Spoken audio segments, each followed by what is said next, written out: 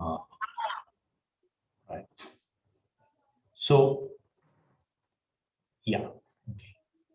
I think, great. Yeah. So today, the agenda for today is in 4 parts. Uh, I think I've been speaking with some of your team members, and one of the issues that keeps coming up is, the founder or the promoter of the company comes up with a valuation, and then you're also trying to arrive at how the valuation is done. And valuation is what really goes into setting a price for a company, setting a valuation for a company, and so on and so forth. And over the last many years, probably over the last 15, 17 years, I've been part of a few of these transactions, or advising people on valuations and things like that. And for my own companies, I've kind of raised money in the past. Just want to share some of the experiences, my observations, my thoughts.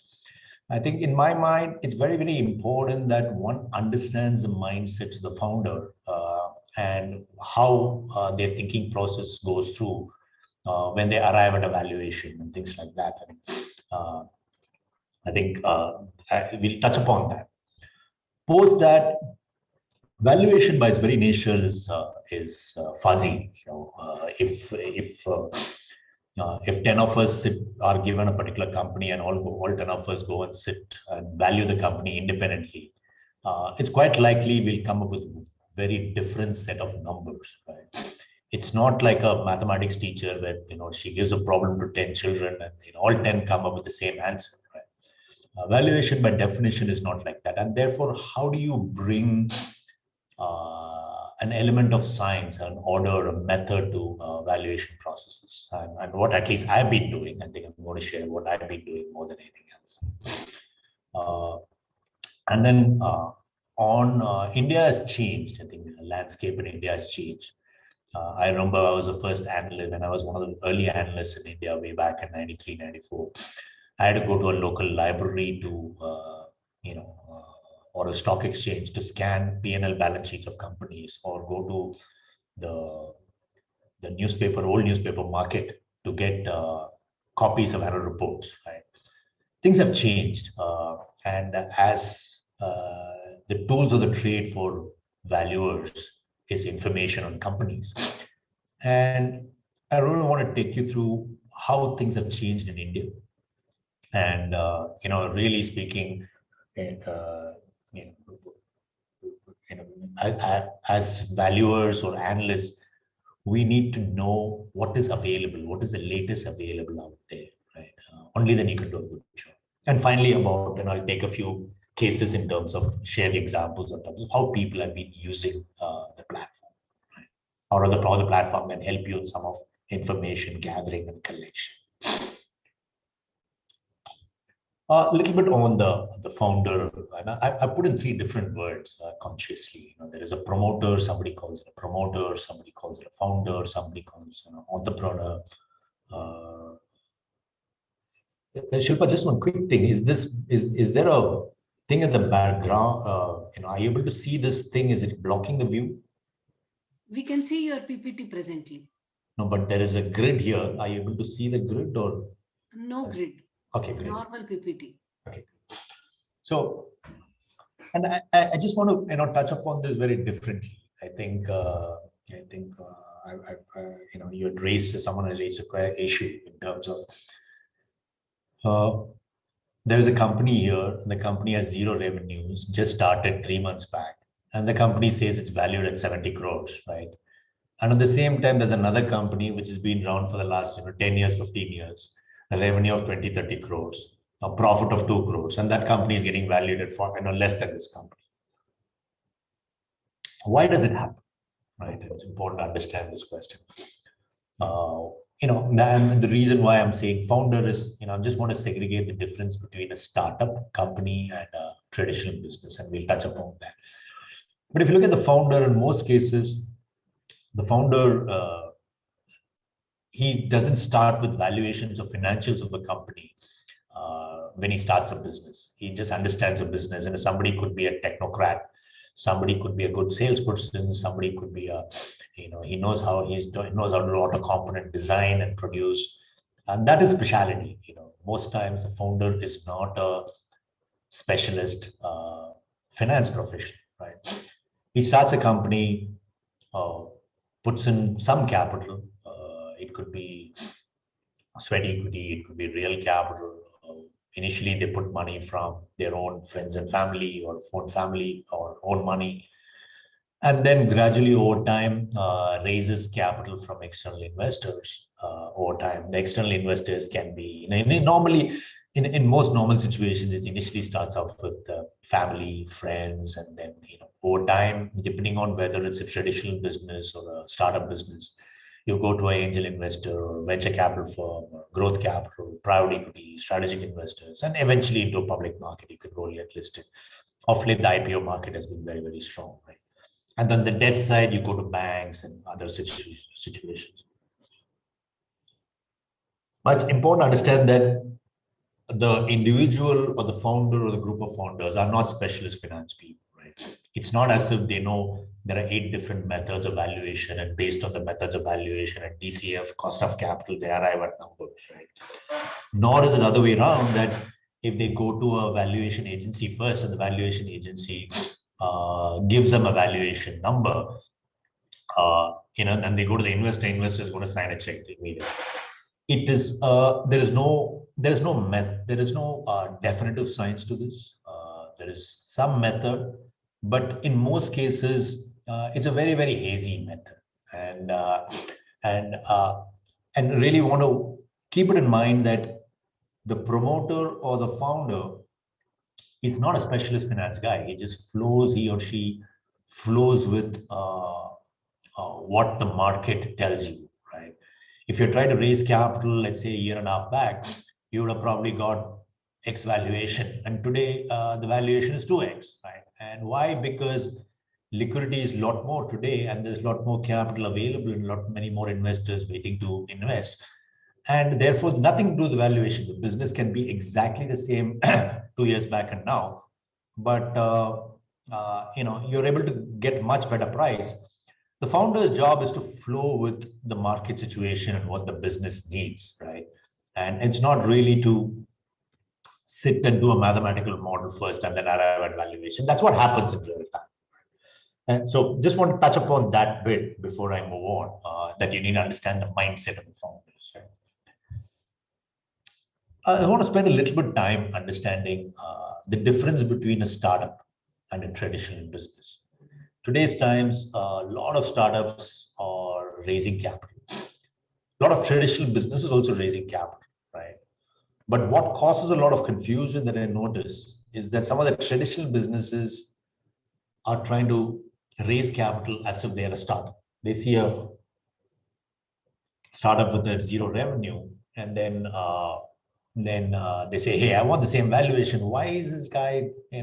Why is this company, which has got nothing in it, getting such high valuation, whereas I've been there for the last 10 years, 20 years, running a great business. I'm not getting any reasonable valuation." I think, and it's important to understand the difference. Right? A startup is a startup can scale very, very rapidly, right? Very rapidly. It's more importantly, it's a new idea, right? It's trying to disrupt an existing large idea, right? So things like, let's say, a Paytm, it the entire payment process and wallets did not exist in India. People are using cash to pay each other. If I need to pay a friend, if I need to pay a aunt of mine, earlier I will and I'll say, "Hey, when I meet you next, I will pay you." Somebody like Paytm came and disrupted the entire idea by creating wallets. Right? Dunzo, I think the last 1.5 years since the pandemic started, I've been living on Dunzo. Because I needed a courier. Otherwise, I had to literally, pick up a packet or a, check or a envelope full of signatures and take it to my office and leave it out there. All these ideas are disruptive ideas, right? And what I really try to do is saying, hey, there's an existing large opportunity. There is a problem out there which can be better solved through technology. And if I solve the problem, I can scale very, very rapidly. And that's the idea of a startup, right? Uh, but because they're because the idea is new, risks are also higher, right? There are so many companies, you may see one Flipkart which succeeded tremendously, but at least I know at least 100 or 200 or maybe even 1,000 of smaller companies which try to be a Flipkart, which have ceased to exist. In larger the idea, uh, more the mortality rate. I would say 99% of companies, or in many cases, 99.9% of the companies that try that idea fail. Uh, Less than 1%, more like 0.1% really succeed. And therefore, the cash burn initially is very high, inherently unpredictable.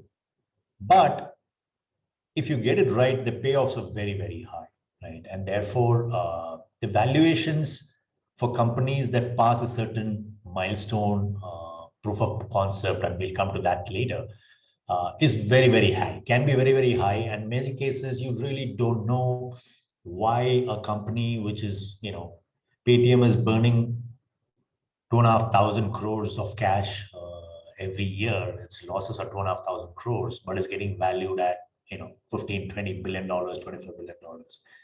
It sounds absurd to traditional valuers. I just need to take my I was exactly like this way back in 2011, 12. Something like a Facebook was losing tremendous amount of money, and I was wondering why it was getting valued at $30 billion and things like that, right? And then one day, the founder, Mark Zuckerberg, just decided to monetize the business. And within a matter of 2 years, from a loss-making company, it started to make $2-3 billion of profits. So in some of these businesses, the cash burn happens because they are doing marketing, product development, and things like that.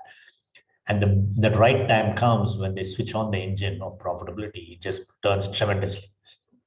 Uh, so that's the nature of startup businesses. Whereas a traditional business is a bit more slow, right? You can't say, hey, I'm going to set up a showroom and the showroom is going to cost me 1 crore or 2 crores, but I'm going to value my business as 100 crores. It doesn't happen. Why? Because it's a broad business. You can't really scale up too rapidly. It's not disrupting an existing idea. It's not a new idea. And the delivery systems are known. 100 people, in these kind of situations, if 100 people start the business, literally 30, 40, 50 will survive after year 5, year 10, right? The failure rates will be bad because it's just uh, managed badly, or a location chosen wrongly, or some missteps happen, right? Not because the idea did not work. The idea is always there. If 100 people have the same idea, all 100 people try. The way the execution is not going to be dramatically different, right? They're all the same. In these kind of cases, it requires capital. The returns are at best reasonable. If you put in 1 crore, you'll be lucky to make 20, 30 lakh, 40 lakh kind of a profit. If you put in if you put in 100 crore in the business, you're expected to make about 5 to 10 crore, 20 crores of profits. You're not going to sell that 100 crore of capital. But if you put in 100 crores in the business, you're not going to sell that business at 1,000 crores or 2,000 crores or 5,000 crores in 5 years time, 3 years time. Such kind of outsized returns does not happen in these cases, because it's not really disrupting. At the same time, uh, the risks are controlled. Probability of failure is not very high, but dramatic success is also not there. You'll get reasonably good return, significantly more than fixed income return. In most cases, when people start, they say, I'll make about 25, 30, 35% return, but post operating cash flows, returns comes down to, if you're lucky, you'll make a 15% return. So I think the approach to valuation in these two cases are very, very different. And as analysts, we need to be aware of these two mindsets, because fundamentally the way you approach the problem changes depending on these two mindsets. Obviously, very quickly, startup valuations or expectation tends to be very high, right? But remember, in most cases, the startup, I think I touched upon this earlier. It's bootstrapped in the initial years. So though you see startup valuations are being high, gone are the days where you had a business plan on paper and then you could start with a very high valuation number. Those things are remote. Nowadays, they look for either the startup has got some traction, people have put together the business, business has a proven direction, only then startups get money. Only when your cohorts are looking good does capital start to flow in. Or if you're a founder who have done exceptional delivery in the past, and therefore people are willing to back the individual and the idea, and not just the cohorts and proof of concept. So whereas a traditional business is lower premium to if I start a business with putting a 5 crore kind of a capital, after 1-2 years, I'm not going to get 100 crore valuation for the business. I'll probably get a 10 crore, 15 crore, 20 crore kind of a number. Right? So that's the difference. And I just want to touch upon this is that in a startup, the business goes through, and this is very, the valuation expectation or mindset changes dramatically as the startup goes through different phases, right? I think somebody mentioned a startup with a zero business plan, nothing on its books, expecting something. Those days are gone. It used to happen way back in 2005, 2008. But nowadays, initially, people expect the startup to do a bootstrap, sweaty goody, and really go past the proof of concept, right? An idea is an idea, but it needs to be tested in the market and reaches a stage of proof of concept. And in the proof of concept is when the idea, there is a prototype, there's a look and feel. I will call it, the 1, 10, 100,000 structure, right? You get your first customer, and the first customer started to use the product, and you're getting a feel for it, and the customer is giving you feedback. Post which it goes to a product market fit stage where you're able to get to, let's say, 10 customers or 10x the initial first 10x kind of growth, depending on the end market. It could be 1 or 10 or 100, right? But at least it's being used by not just one customer, but a lot more than one customer, and they're getting good product feedback. They are using the product in real time. The cohorts are looking good. And then, typically in these stages, this stage, you got the founder himself putting in money or sweat equity, and maybe friends and family put in some money. And then here the angel investors and the likes come in. And this is when the VC venture capital investors come in, post which the growth capital investors come in, and the private equity and so on and so forth. So the business goes through a particular trajectory, and let me just check whether the business goes through a particular trajectory, and there are different kind of funding situations in different stages. I just want to pause here and take any questions on this topic before we move on to the next topic.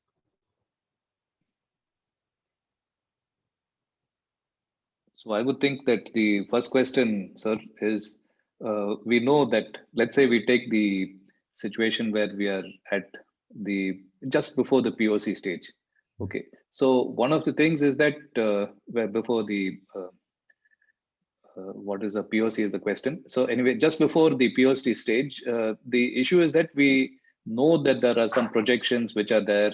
We know that there are some assumptions which are likely to result in revenues. The cost assumptions are not fully proven. So how do we find the methods to validate some of this? That's one question. And the second is that what is a value? Is there any rule of thumb to get to a value which does not overestimate what is the potential? What is the potential in the business? Okay, so these are the two questions. One is the method, and the second is how do we de-risk our valuations? In early, I would assume that it's literally on paper kind of a stage, right? Now, on paper kind of a stage, typically At least this is what I've seen, right? And the venture capitalists and angel investors are also becoming more and more professional. Sometimes some of my friends come up with an idea and say, hey, I want to raise the capital for this idea. I said, just go and make sure you speak with a few angel investors, VC investors, because they will validate the idea because that's their job, right? The venture capital investors or angel investors, some of the professional angel investors, it's their job to see what is working, what is not working, what is globally worked. And they provide a validation whether the business model is is validated or not, right?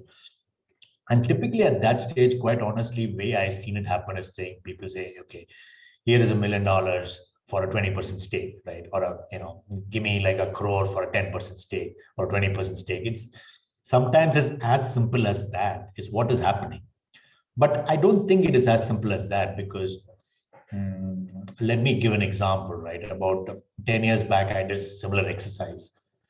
There was the matrimony businesses by that time had all grown, and they were all been in India for like almost more than 8-10 years. And then somebody else came and he said, I'm going to do a matrimony site just for my community, right? And he said, this is my valuation, right? I'm saying those guys have been there for 10 years and their valuation is, let's say, those times it was much less. It was like, let's say 100 crores. And he said, hey, my community valuation, I think my valuation is 50 crores because in 3 years time, I'll reach there. I said, no, because the addressable market that you're addressing is very, very small. A lot of it depends on the addressable market. So why are a Byju's or a payment companies and things like that, the starting valuation is very high, is because the addressable market is huge. The potential outcome, what is the investor looking at, the VC or angel investor looking at is that, hey, if I put in 500,000, 1 million, 2 million, can I get a 10 million, 100 million? One of the biggest exit in India has been let's say something like a Flipkart, where the capital employed by the first investor was 10 million. And they took out almost $1 billion, right? They've not yet taken on the last leg. Now, why did that happen? Because the potential market opportunity was huge. The best thing would be where the addressable market opportunity is huge. And the problem that we're solving is got a significant competitive advantage, right? Whereas if you're doing a very small addressable market, then the valuation. So it's at the earlier the stage, it's very hazy. That is one. Second, I also noticed that in most cases, the founder, he's a full-time employee of the business, but he doesn't take more. Most cases, I know people who say, hey, my salary would have been, let's say 50, 60, 70 lakhs, but I'm going to work for this firm. First 2 years, I'll not take any salary. Really, he's also investing money, right? By not taking a salary, right? And he's taking a lot more risk. So when people put in money at the early stages, a lot of other combinations come into play, including is that individual taking salary at all or not, right? Because 3 years, he's not going to take any salary. And even after 5 years, he's going to take significantly less salary than if he had gone for a job. And that is an investment. So earlier, the game, more difficult it is.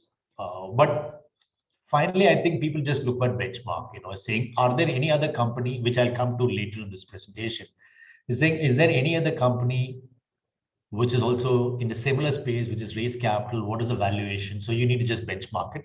And I'll touch upon that as we go by. I hope I touched the question. If there's any other question, I can take it. Otherwise, Thanks. yeah. Right. Okay. So now it comes to the real question in terms of, like what you asked. Is it a science or an art is the question, right? Because if you look at the promoter, how he arrives at the valuation, in most cases, it's not a scientific basis, right? He just speaks to 2-3 people, figures out this is what my business needs. People go out there saying, hey, I think I'm valued at 5 million, give me $1 million, 20% valuation. And the promoter will say, okay, I'll give you 10% for $1 million. That guy will say, 20%. Okay, let's shake hands, 15%, let's move on. In most cases, this is what happens earlier the stage. Actually, increasingly I'm seeing even for larger situations that what seems to be happening, right? So it seems like It seems like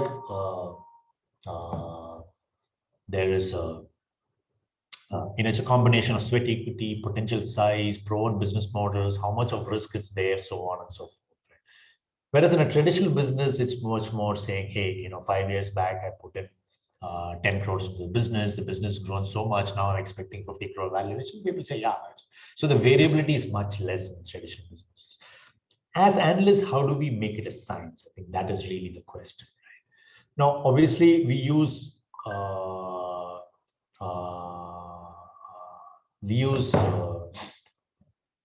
traditionally, we use many methods as analysts. The DCF is probably one of the most widely used methods, but obviously it's prone to risk, right? It's and the analyst obviously needs to take a 360-degree view. I've always been a fan of triangulation, right? You use multiple methods. Because DCF itself, when I started playing on DCF way back 20, 25 years back, I realized that it's prone to errors, right? You can, if you get your growth forecast wrong, if you get your, the key factors like growth, free cash, cost of capital, and things like that, right? Now, if you get any one thing wrong, there's a dramatic change in the in the in the final valuation. I keep joking to some of my friends is that you name a company, name a valuation using these 5 factors. I'll make sure I'll arrive at that number. Right? It's because each one of those numbers is highly sensitive to the model. Right? So DCF is a necessary model to ask the tough questions. What is the business going to grow? What is the capital requirements? What is the working capital requirements? And things like that, right? But having said that, the DCF method, in my opinion, is on a standalone basis is a very dangerous tool, and you need to triangulate it using other methods. If you use 4 methods, and a triangulation is a process where you use, let's say, minimum 3 methods, and in 3 methods arrive at a range of valuation. So if you use 3 different methods and the valuation range suggests it's one method says 45 crores, another method says 50 crores, another method says 55 crores. The range of valuation that you're looking for is somewhere between 45 to 55 crores, right? Whereas if you use 3 methods and one method says 10 crores, another method says 50 crores, another method says 150 crores, there is something wrong big time, right? So what you're really trying to do as an analyst is to start with the DCF method and use some other methods. And if the convergence is not very high, then you need to keep tightening the screws and keep asking more questions to arrive at what you think is a reasonable range of valuations. One of the other second method I use is peer group method. It's like, peer group method, the simplest thing to do is, let's say one of you is going to go buy a property in a particular building. And the first thing you'll ask the broker is, hey, what is the last valuation in this building? What are the last 3 transactions that happened in this building? That girl says, sir, one thing happened at 5,200 rupees per square foot, one at 5,300, and one at 5,450. I said, okay, somewhere between 5,200 to 5,400 is where the valuation range is.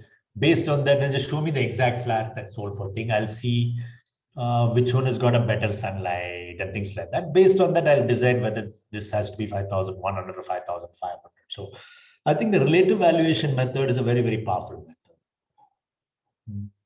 It could be like, you'll go and say, hey, TCS is trading at a 28 times PE, Infosys is trading at a 26 times PE, Wipro is trading at a 20 PE.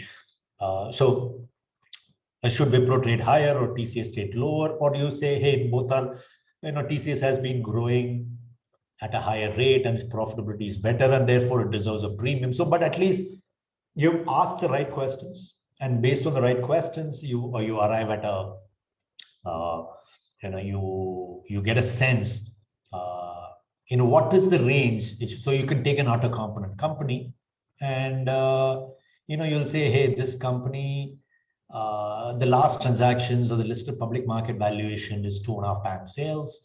2.5 times, let's say a 14 PE. And therefore, this company, which is a private company, should trade at something like that. I think that's really the approach strategy. I found this to be a very, very useful approach. Obviously, there are challenges. In many cases, in the listed market world, it's fairly easy. And because there are quite a few companies. Even there, in some cases, let's say who is a perfect peer group for a Just Dial? We don't know because there's no other business like a Just Dial, right? Whereas if you say what is the perfect multiple, relative for a Hero Motors, I'll say, hey, look at Bajaj, you look at TVS Motors, and you know the difference. So one of the challenges if we approach later is on the private company side. Historically, information is difficult to get, which has become better over time. And we'll touch upon that. But once you have the peer group and you compare that with your DCF model, and if there's reasonable convergence, you know you're on the right track. Similarly, I think the next line is probably I'll look at the historical valuation multiples, right, of the same company and or some of its peer group. I look at, let's say, a Flipkart. Flipkart in 2009, it was valued at 5 million. After that, it was valued at about 40 million. It was 100 million. And each stage, I know what is the valuations at that point in time. And once I look at a Flipkart, I compare that with, let's say, a Big Basket or, whatever. You get your own, at a historical basis, how the company has been raising capital and what has been the valuation measures at that point in time. And if I apply the same thumb rule now, how it happens. But remember, I think compared to this stage and this stage, the valuations will keep coming down. So in this case, you will say the company has, let's say, 20 lakh of revenue, but it's getting valued at 10 crores, right? But the EV to sales, things like that keeps coming down as it grows up, because the speed of growth, the speed of disruption will keep diminishing as the business keeps growing. So those are thumb rules, but that you will see actually when you last start looking at businesses, you will see that coming through quite clearly, right? The EV to sales number, price to sales number keeps coming down as the company keeps growing larger and larger, because the rate of growth will keep diminishing. In the initial years, it could grow up like 4x, 5x in a year, and then slowly it comes down to probably 2x, 1x in a year, 100%, and then it diminishes down to a good startup will continue to grow at 50-60% per annum for some time. And once it goes below the 20-30% kind of a growth, it's more in the realms of a PE growth stage or even a listed valuation world, right? So but there is a clear trend that you see. But if you see the historical valuations and the peer group and the DCF converging, you're more or less on the right track, right? And obviously there are some special situations that I've seen. For example, I looked at one company which had a large property in its books, and that was worth 100 crores. In addition to that, there is a business.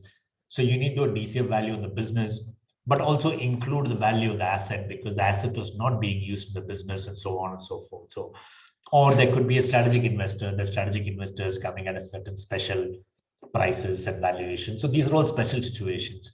But I think what I've seen is if you blend in all four methods, you get a reasonable,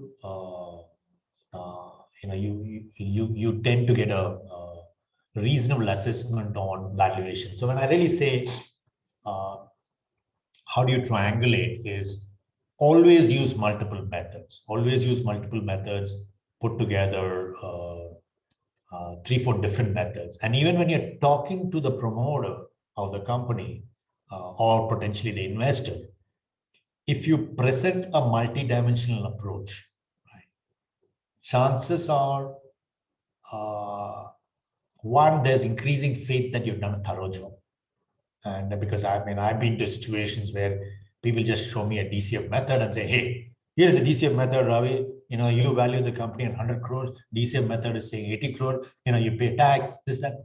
I say, guys, it's quite honestly, it's shabby work, right? In many cases, I had to take, I said, give me the model, I'll tell you how to do it, and try to do that. It's sometimes frustrating. But when you go to the promoter or the investor or whoever is the right person, the decision maker there, and present a structured basis saying, this is my DC valuation, this is my relative valuation, this is a historical, this is a special situation, all these are the four ranges, and therefore this, and therefore I'm saying this is the number, and I'm going with this number.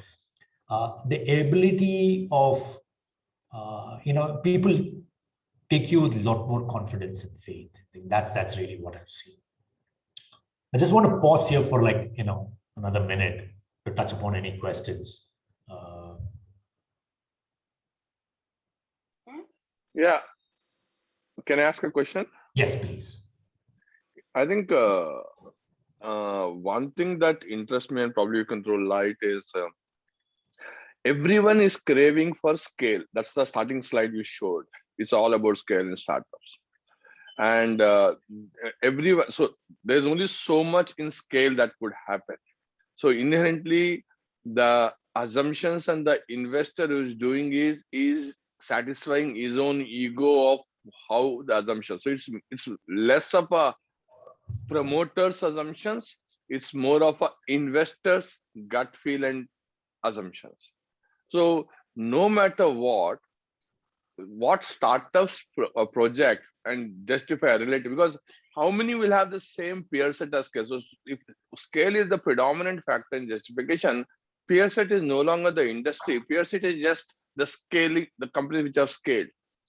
So this entire thing of this relative valuation, so I would say rather DCF assumptions which are more comfortable for the investors or the gut feel is basis the value, then actually the promoter who says his value. I mean, I'm trying to differentiate this entire approach purely from an investor's gut feel perspective and a speculative perspective. And this relative valuation doesn't even fit in because of that, because relative valuation is more when you're trying to seriously look for peers, which doesn't exist, considering that there can only be so many companies which can scale up. Please share your thoughts. I completely get what you're trying to say. But I just want to share my own experiences. I've seen the VC industry in India evolve through the last 25 years. And some of my friends, very close friends, batchmates, classmates, are all part of, right from the TDI-CI era. The good thing about India is that most businesses in India that are getting valued well today are proven businesses globally, right? Try taking a business to market to raise capital, which is not proven globally. It's going to be very, very difficult. When I say a relative peer group, all that, you can also take some of the global comparisons. Like say the biggest news in town is SaaS today, right? But SaaS in US started at least 5 years before it started in India. So all I'm saying is there is a framework. The framework you use, the reason why it's saying it's between science and art and the fuzzy science is that you can have a framework, and depending on the situations, different elements can fit into the framework. Obviously, in 1 in 10 cases, you could come up with a business model which never existed anywhere else in the world, and it's getting great traction. But the way investors increasingly are looking up today is that at the startup stage, you're not getting too much money at the very, very early startup stage. You're not getting that. People expect you to put that idea together, work on it, put a prototype out there, and proof of concept. And the initial stages, it's increasingly getting more and more difficult to fund an idea. It's only at this stage ideas are getting funded, right? And investors are closely observing the business model, benchmarking against how it is performing in other areas, looking at the cohorts, and only then gaining confidence before they deploy capital.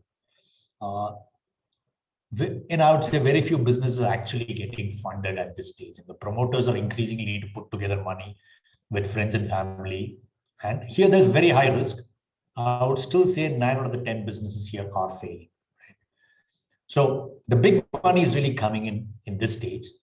And at this stage, I think most businesses either have a combination of a exact business having worked abroad or a very similar business having worked abroad, or the cohorts are very, very good, right? One of those three things. If the cohorts are bad and it's unproven business, you're not able to raise money at all. And if people are trying to, I would even say that if any of your business people or founders are coming to you to put together a valuation document, I think these are hard questions they should be asking them. Say, hey, how is your cohorts looking? Is it a proven business globally? Show me which is that business globally. Is there another business that is similar or allied business that has worked well in India? Show me that business.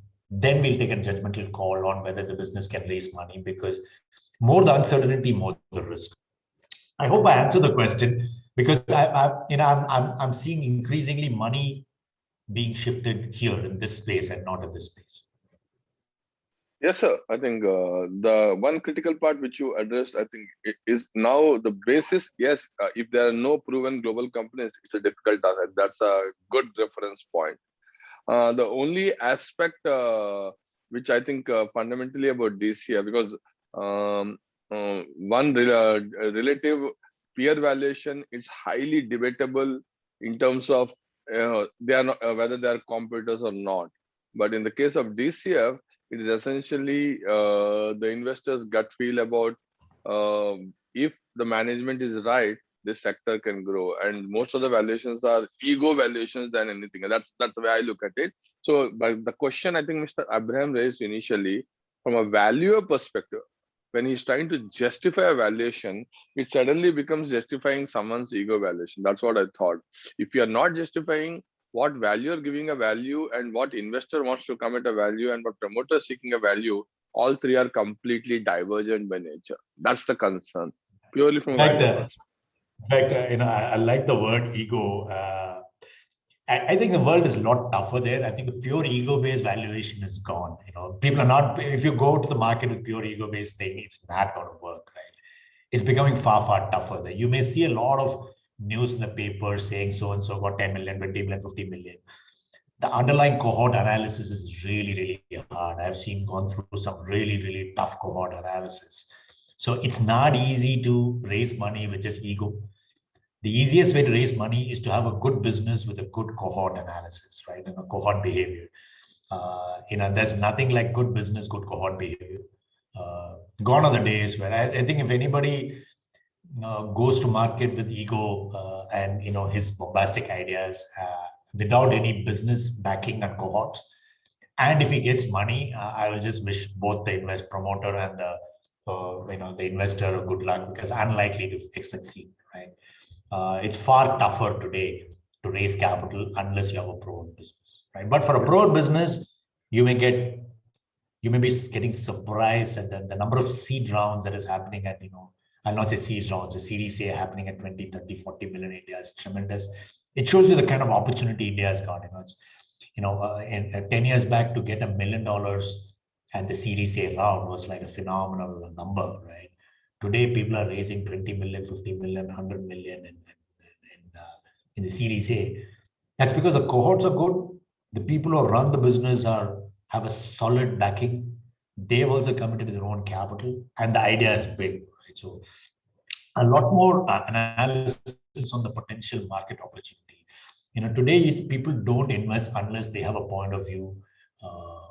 The venture capitalists spend a lot of hours, on that business before they even sign a check. So it's becoming a lot more science. I'll not say it's still unfuzzy, but it's lot less emotional ego based. It's a lot more attempted science based. Yeah. Thank you, sir. Let me move on to the next topic. Let me move on to the next topic in terms of, to become an effective analyst, I think we got to respect the fact that things have changed, right? Remember, till I remember in 1988, annual report itself was of listed companies are not there in the public domain, right? You had to go hunt around, get from the company and things like that. Things have changed, in my opinion. It's been about 27 years of an analyst. I've seen a lot of changes that is happening. And the rate of change is accelerated in the last 5 years, right? the Ministry of Corporate Affairs did not exist, or the public disclosure of financials did not exist till 2006. In fact, P&L was not there in the public domain in the initial years. It's only by 2010 it started becoming visible.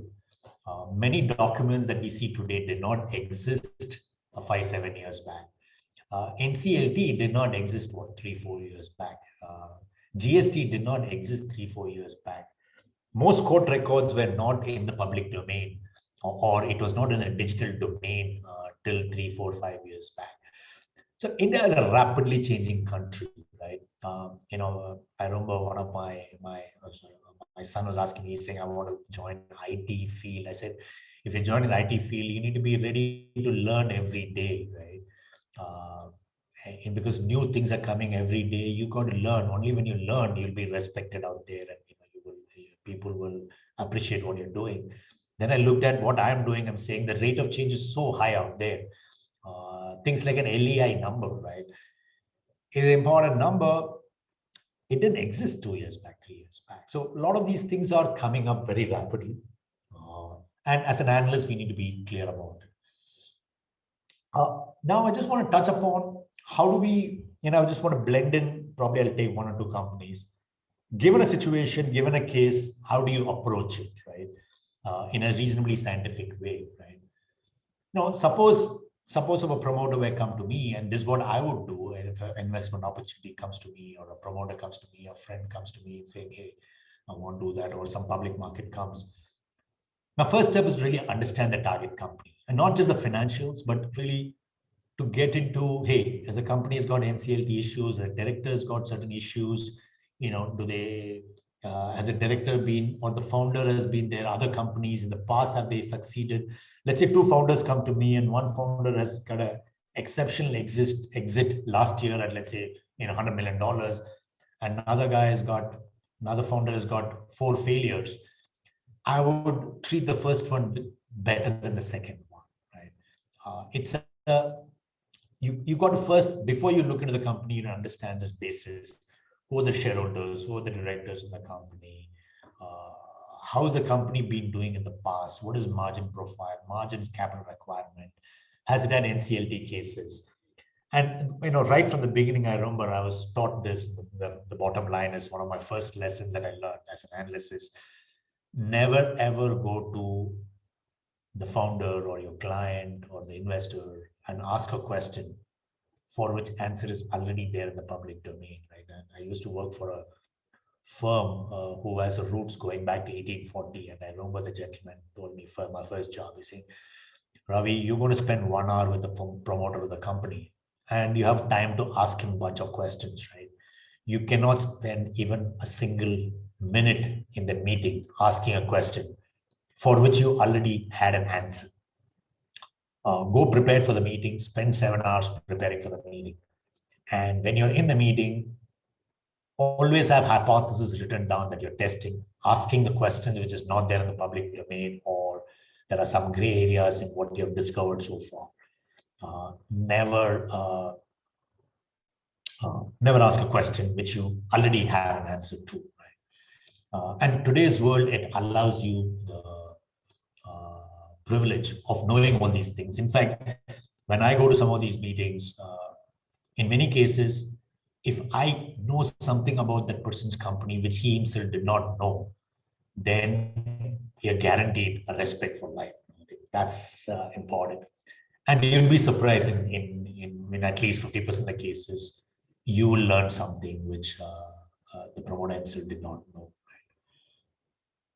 Understand the past dilutions. If you understood all the past dilutions, capital infusion on day 0 before even going for the first meeting, then you have a reasonable sense on what, and the promoter knows, hey, you've done so much work, and therefore, if you're pitching for new business, you'll definitely get that business. If you're justifying existing business, and if you're able to go in with all the data, then chances are, he will provide you a lot more information, a lot richer, a lot more honest information than you think, right? If you go to the meeting with saying, hey, this is your company, and these are the 5 peers, and I've identified all these peers, this is the valuation, this is the financials, this is how they look. And therefore, when you ask for a 100 crore valuation, look at this, your closest peer just last year in a seed round took a 10 crore valuation, and you're asking for 100 crore valuation. Let me do something, show me your ego, I'll bust it. Right? So I think preparation, best preparation is important in these kind of situations. Look at simple valuation metrics. That's what I do. At least the simple things like what's the price to earning, EV to sales, price to book, EV to EBITDA. Make sure all you have a reasonable grip on the growth numbers, margin, capital requirements, and I will show you how we do that, how one can do that. I just want to flip back into the platform, and I'll probably take any unless anybody has any particular company to look at, or I could just pick up any company. Yeah. Can I take any recent company that looked at to arrive at the what information is available or how to look about it, or any one of you have any company to choose from? Can we look at Paytm? Paytm, I just look at the exact company name. It would be 197, I guess. 197 communication. I'm just going to.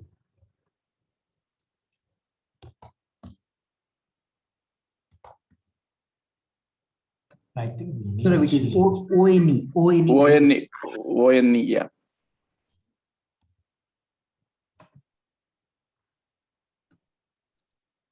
ONE 97. Yeah, 97 in numerals is what it is. And I think it is one word. 197. No, 97 in numerals. Oh, 197 is it? Okay, great. I'm hoping it is this. Let's see. We'll come to this. It's quite simple, right? So, this is I'm just flipping back into the Pro platform.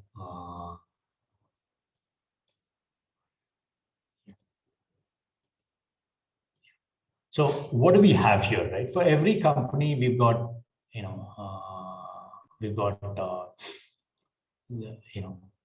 about 10 tabs, right? So what I immediately know is what is the company's authorized capital, paid up capital. If it has a loan, how much it is. Nowadays, the active e-filing status or active compliance status is also becoming relevant, because if any of the businesses, I've seen that if a particular promoter has got companies where there are too many inactive companies or companies' compliance is not being good, then it comes as a red flag, both from a debt perspective and from an equity raising perspective, right? So, making sure the company e-filing status and all that is clear, it's good. What are its registered office address? What are its contact details, right? And we put together contact details, email, phone number. It's surprising that even a company like Paytm on its website, as on the 21st April, had a phone number, and that phone number is not working, right? So these kind of things happen. So we just put together something. It's a red flag. This is not a material red flag. What does a company do? There's a description about the company. We also tell you what is the type of the company, whether it's public listed, unlisted, date of incorporation, last AGM, and what is the industry it is trading at, right? Paytm's got several subsidiaries. We'll come to that in a short while. Who are the directors of the company, right? In this case, it's Vijay Shekhar Sharma, Ravi Adishwali, Saif Capital. They're all various directors. You can go to Vijay Shekhar Sharma, right? You'll know what is DIN number, PAN number, and all that. And which are all the companies he's in the board of. So apart from Paytm, 197 Communication, he's got VSS Infotech, VSS Holding, Paytm General Insurance, Paytm Life, Paytm Money, Paytm Payment Bank, Paytm Commerce, Paytm, all these companies in the board of. And these are companies where he's in the board of, but ceased to be a board member. So the last column is actually cessation date. So he ceased to be a director in all these companies. And these are LLPs. So literally he's in the board of, currently he's in the board of 10 companies. And there are 2 LLPs in the board of, right? Now you can always go and do more study on these companies if it's relevant, right? But as a good analyst, if you know everything about the company, then you can you'll be able to give a much better picture or you'll get a much better understanding of the company. I'll say open charges. This is relevant, not relevant, but this company has set up 1,400 crore loan limit with ICICI Bank. This is useful for liquidations, no? Companies under liquidation, this would be up to date. And oh yeah, so today I think the Pro platform is. Let me show you the platform that your team has been using, right? So this is the name. I just put in the name of the company, right? This is a company, and I add it to my list. Right? So then I'm viewing the company. These are the open charges. Actually, the charge details, as a chartered accountant, and many of you here could be chartered accountants also, is that it is used, not only is the loan provided, but the details of the loan. So this loan was originally created 115 crore loan in 2016, right? And by ICICI Bank. It was subsequently modified in 2016 and further modified and further modified. And currently it's a 1,400 crore loan. Actually, the loan was in 2019, they made 1,400 crores. It is a working capital limit, right? And these are the details of the borrowing. I'm sure you've heard of something called ROC search report. This is the ROC search report. You'll have the details of the pledge agreement, what assets have been pledged. Actually, Mr. Ravi Shankar, all of this we had a bit of understanding in your earlier session also. Right. I just want to quickly touch upon that. Yes. Just going to the specific company, because he raised that question in terms of liquidation, all these details are also available. In terms of the structure, you have the equity shareholding, you have Vivek Sharma shareholding. But this is what is important, is that if you look at Paytm, it's been raising equity capital, right, continuously. And you look at it, various things, it's been raising equity capital. We also have the dilution history. What I'll do is I'll just show this as an Excel, so you can always download this as an Excel.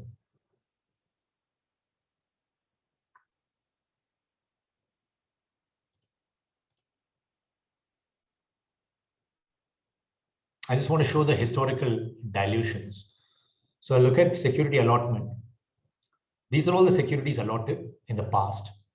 What was for cash? When I said that you need to look at historical valuations, you get the historical valuations of the company.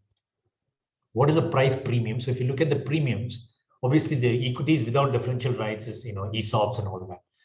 So if you look at the company, it started way back in 2010 with a premium of, let's say, 39 rupees. The 39 went to 164, it went to 424, so on and so forth. The premium per share has consistently been increasing from 39 rupees of share to the last round at 18,000 rupees a share, right?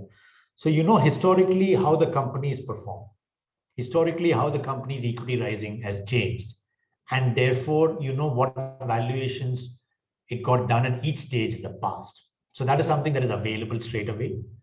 Obviously, you'll also know which are all its subsidiary companies. So this company has got many subsidiaries. All of them is also available. And each of them in many cases may have raised its own capital, because some of them are 100% subsidiaries, some of them are not 100% subsidiaries. So we also know the shareholding. In this case, for example, this is a 67% subsidiary. This is a 55% subsidiary. This is like a 63% subsidiary, so on and so forth. So not only, the point I'm trying to raise is that at a click of a button, the company's historical capital raise program and valuations and price per share. Whether the valuation reports are also available for the past? Sorry? Whether the valuation reports are also available for the past? You need to put it together, but we have the amount of equity capital raised and this one raised. The valuation reports, sometimes the company raises it, sometimes they don't. Like, for example, here they raised 257 crores. you'll have sometimes there are certain reports that are put out there, depending on the situation. We do see valuation reports in some cases we don't see it. So for example, allotment, series sale, list of allottees, in some cases we see the documents. But I would say Paytm is a very mature company. Most smaller companies, you will see the valuation reports also. Actually, we attach it to MGT 14. So there also we can check. All that is available. I'll show you how that is. As and when, if the company has filed it, we can see it. We also have the financials. So from the financials, you can, you can pull. So let's say a company raised money at this stage in 2017, right? At a certain valuation. You can literally base, the financials of the company in 2017, right? So let's say in this company in 2017, it raised money at, let's say, 7,800 rupees per share. You also know the financials of the company in 2017. Paytm is a very complex situation because they've got 10 subsidiaries, so on and so forth. Most companies are not this complex, right? But you know the company's financials in 2017. And therefore, you'll be able to arrive at the company's, So based on this, you'll be able to arrive at what is price to earnings, what is its EV to sales, price to book, EV to EBITDA, all that in 2017. So if you can put together, some of these businesses, then it'll be better. So let me take another company which will probably, you'll have a valuation report.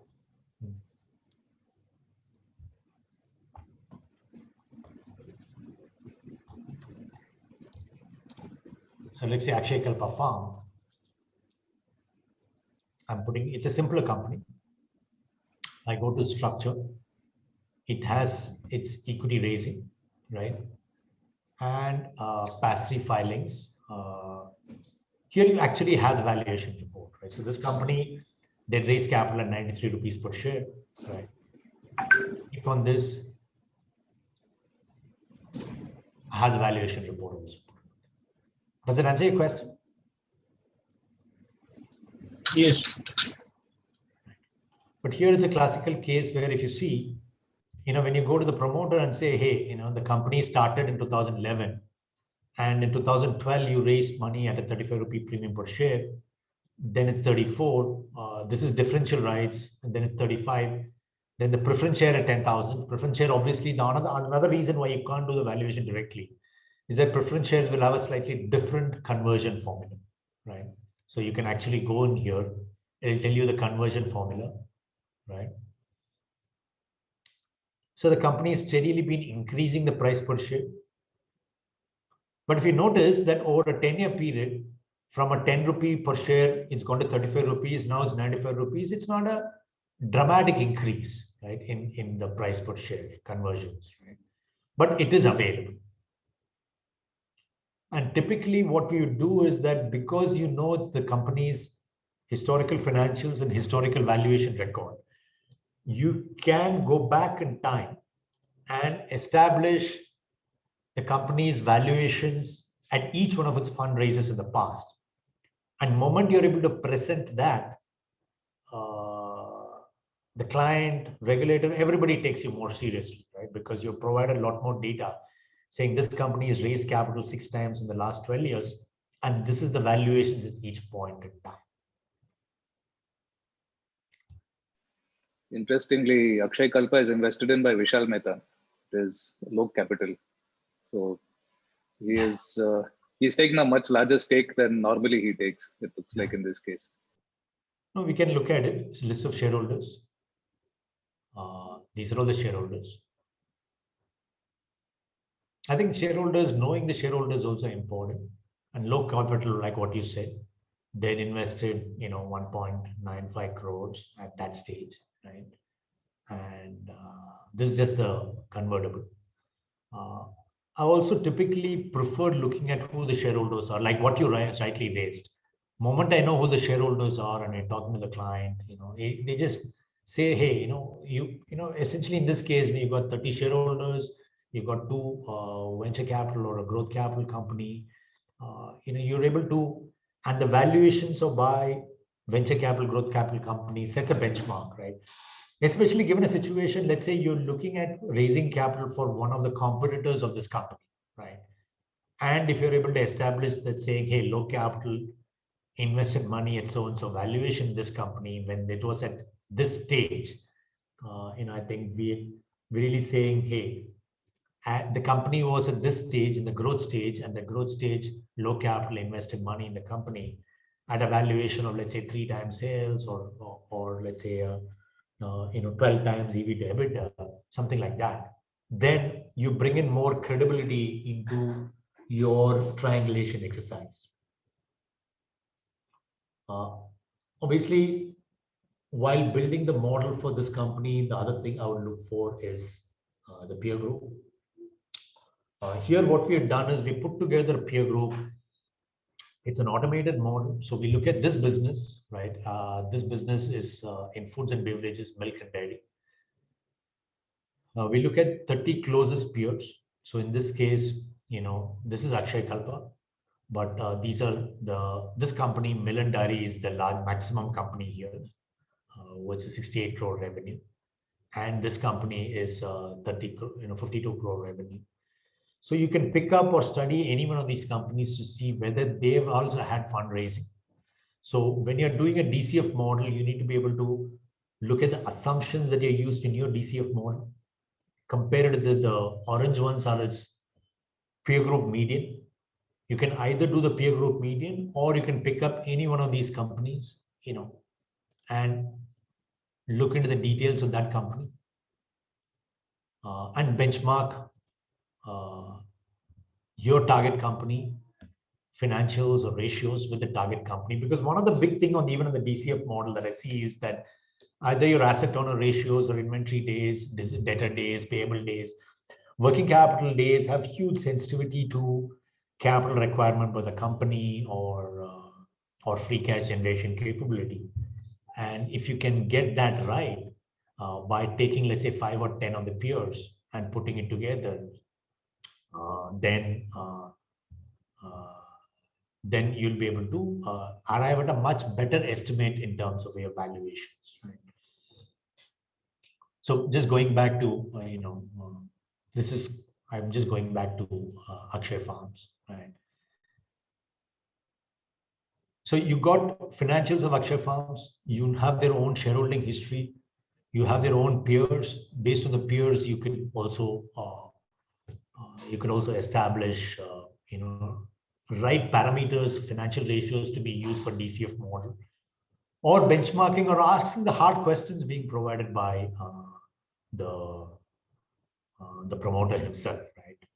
I think more and more of this ego-based financials and projections, you can bust it by bringing an element of science, saying these are your 10 closest peers, and these are the valuations that these are their financial benchmarks, valuations, and I'm going to use that in the model. You tell me why you're different, because as a professional, I am obligated to use, it's like a doctor saying, hey, I go to the doctor says, hey, this is your sugar reading. I say, no, this is my reading. I'll do whatever you want. I say, no, we have done analysis. This is what the market is saying. This is what the reading should be. And therefore I should intervene. I should do something. You're bringing in benchmarking into this space. Right? Charge details, something that I showed you already in the past. And obviously, you got, and this is important, I think the compliance checks, any one of your promoter companies, I was speaking with one of my chartered accountant friends, and he said, Ravi, I just signed out the financials of this company just 10 days back. And now you're telling me this company has had 2-3 court cases, and I'm not even aware of it. Because sometimes these court cases are potential contingent liability, or there could be an NCLT case, or the company's been delaying GST filings consistently. So how do you really know whether the company has been filing a GST on time? Right? GST filing and things like that is signs of trouble. Does it have court cases? Does the court case have an implication on valuations? Is there a potential liability lurking on the corner? As a professional, I think we should look at all these things to confirm or have the hard conversations. Yes, please. Ravi, I have a question. Okay, here, okay, like even 1 week back, okay, I have done one company download, but the court cases were not updated, especially the IPC, which was admitted 3 months back, but still Probe 42 is not updated NCLT case. Company is under CARP. Which is the company? I'm just curious. Ashraya Infratech. ARSHYA. Yeah, that's it. 1 minute. Ashraya.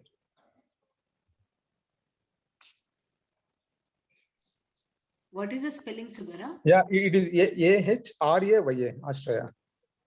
AHRAYA. Arsha Infratech. Yeah, AHRAYA. There are 2 of them.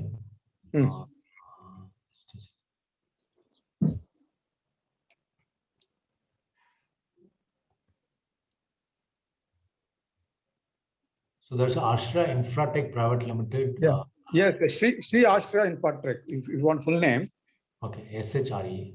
SHRE, Sri Ashraya Infra. In this case, it will work only if you put in the exact name, right? Sri Arshaya Infracon.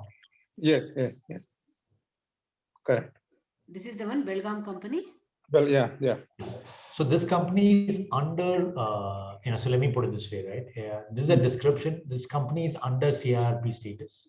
Correct. It is under CRP. Correct. This is correct. But the NCLT case.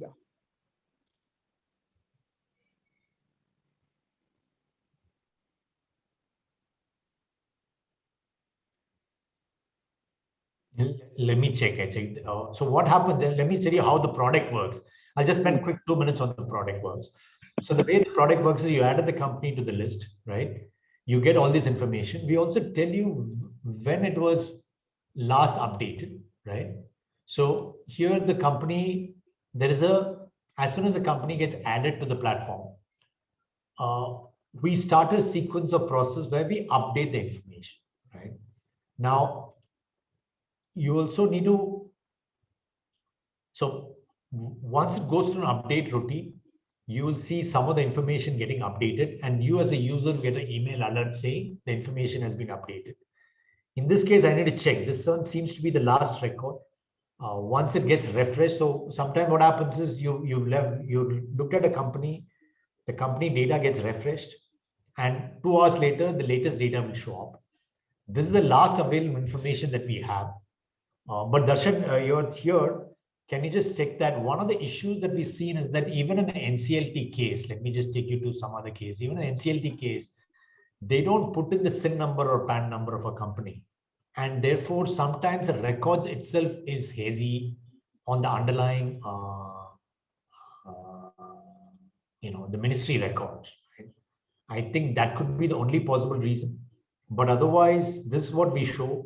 This company has got auditor comment. I can go to 2018 auditor comments, see why the companies, is there active auditor comment here? Is there a GST filing history issues, right? Are there court records?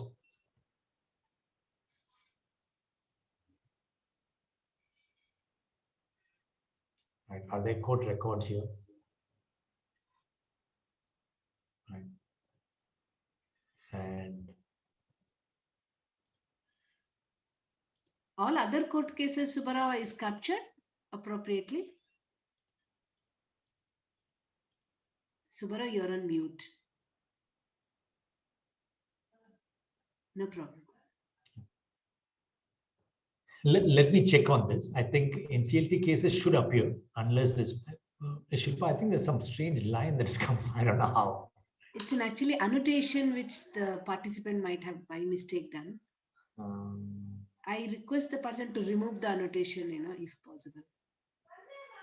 One of the participants can do it, is it? Because I didn't do it. Yeah.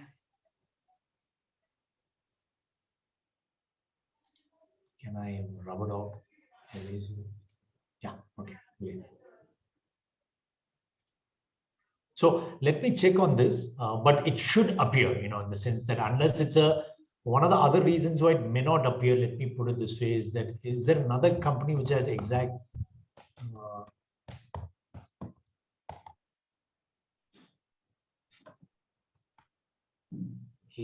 AS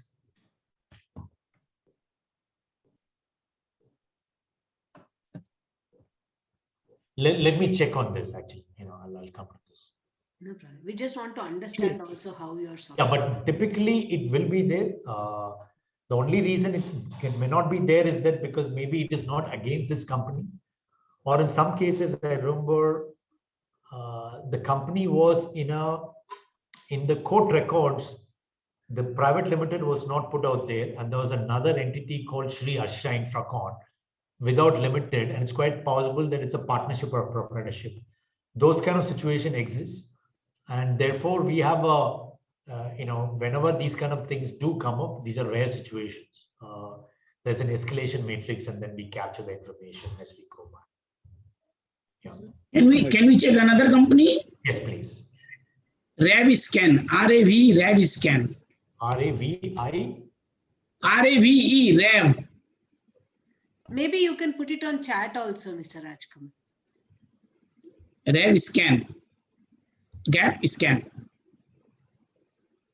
Scan. Yeah. Scan. Sorry, I need to. This was the first case in the NCLT history being admitted in CRP. Now it has been changed the management. Okay, that's good. So what are the judgments are available? Okay. Court cases. This was, the company update procedure is started, right? Okay. Let me look at this company. See, again, what happens is that as soon as you add a company to the thing, we start update routine, right? But that will take about 1-2 hours to get updated. But this is what we have. 2018, there's an NCLT case. You can see the court records, insolvency records. Does it capture? It should be capturing most of information that you're looking at. So we have done NCLT records, loan recoveries, all of them also categorized. So you can go. That Hero Corp case was taken up to the Supreme Court. Okay. Can we have the Supreme Court judgment in that matter? I'll come to that. Right? So I can go to courts. I can go to. So these are all the courts that we have at this point in time. Supreme Court is not captured. No, it is part of closed cases, Supreme Court. Okay, sorry. So these are all currently pending cases. These are all disposed cases, right? Actually, in this case, all the cases have been disposed of long back. That's why I wanted to whether the history is being captured or not. So these are the Supreme Court cases, the 2 Supreme Court cases. These are disposed cases. Yeah. Okay. Now it is captured. Yes.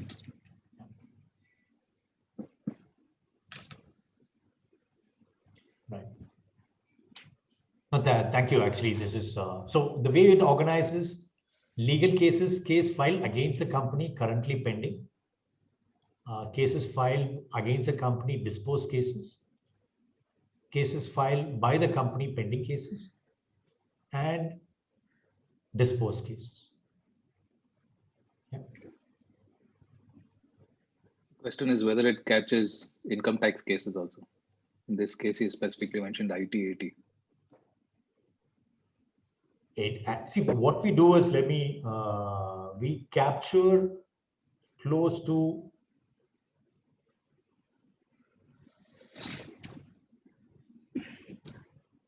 let me touch upon this, right? I'll just come here. So in India, one of the challenges, and I'll come back to the platform and then hand it over to Anant also, is that there are about 2,000 companies listed on the National Stock Exchange, right?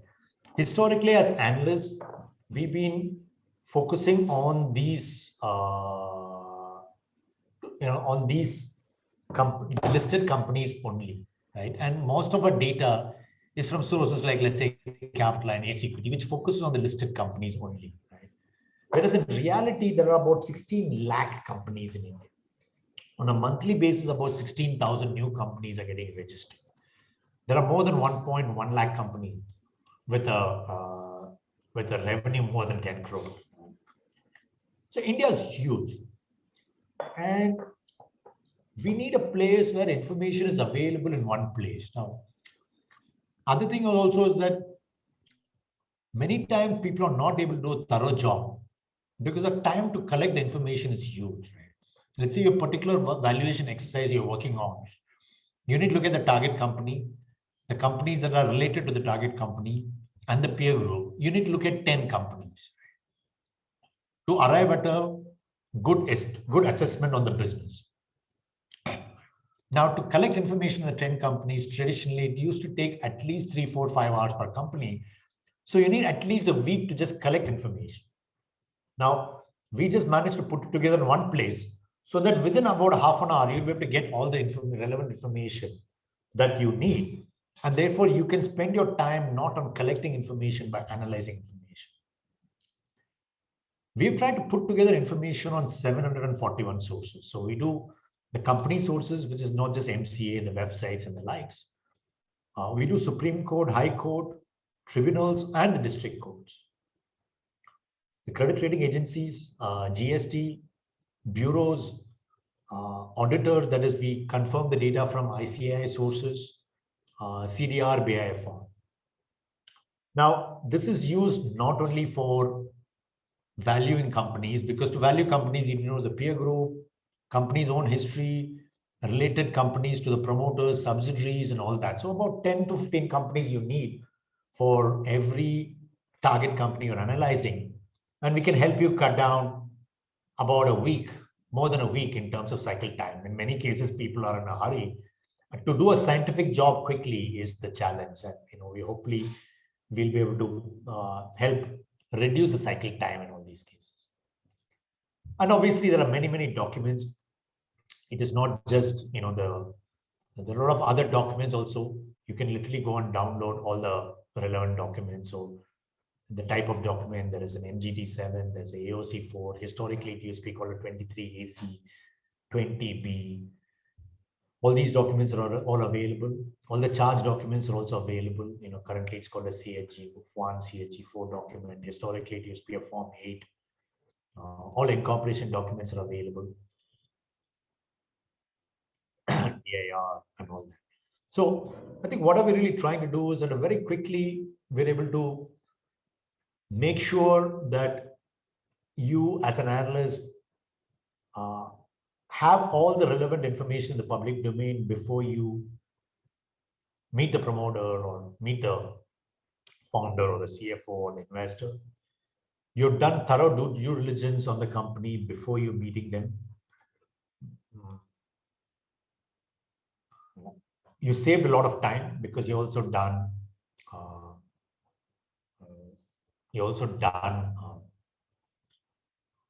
analysis on peer groups and things like that. You also have all the relevant information for the various models. You've been able to triangulate from multiple sources. Right? So I think that's what really the platform helps do. Yes. So can I just ask you, see this, I've used ProPody myself, and I personally like it a fair bit because it's giving me useful information. I prefer it to other ways of getting this information. Now, the question is that there is some additional information which we typically would like to have, which is, let's say, in relation to deals.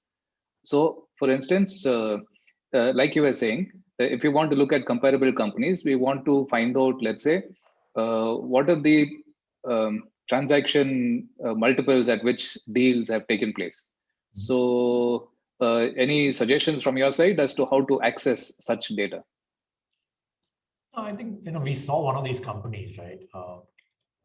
Actually, you need to construct it because you know the structure of the company. So you can, first thing is just download the Excel, right? Here in say rupees, lakhs or crores. And the way to arrive at it is the historical valuations of the company.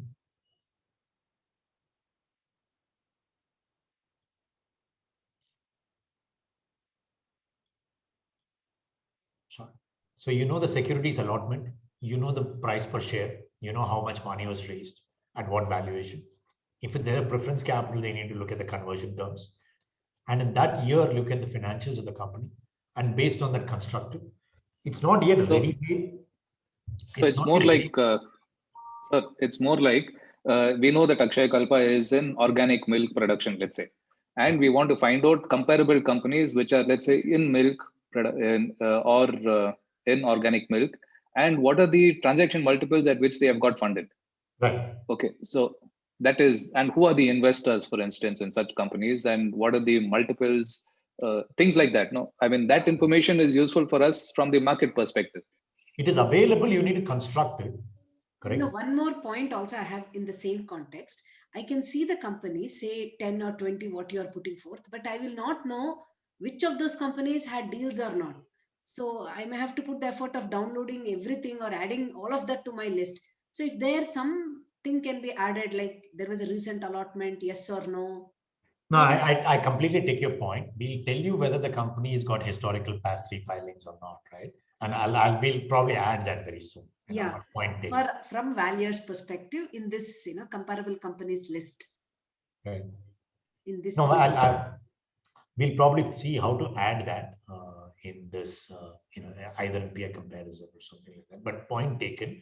Yeah. What they're saying is that this list somewhere you can add whether there was any funding or not.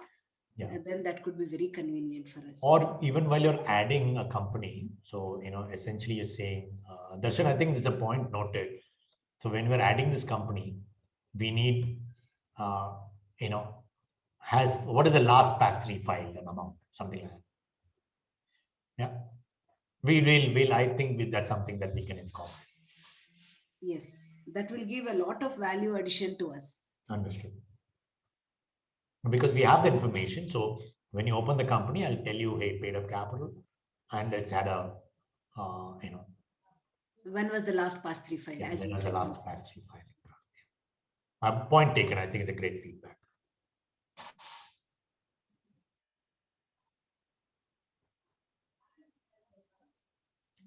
Any other,